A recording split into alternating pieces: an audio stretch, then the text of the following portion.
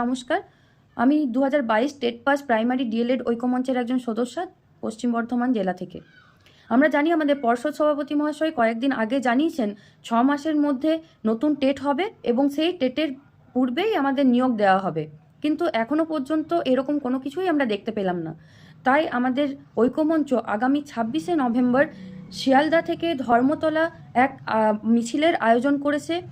আমার সকল সহযোদ্ধাদের কাছে আমার একটাই অনুরোধ, আর কেউ বাড়িতে বসে থাকবেন না, সকলে বেরিয়ে আসুন এবং আমাদের যে দাবি 50,000 ভ্যাকেন্সি সহ আমাদের দ্রুত নোটিফিকেশনের দাবি তা তুলে ধরুন।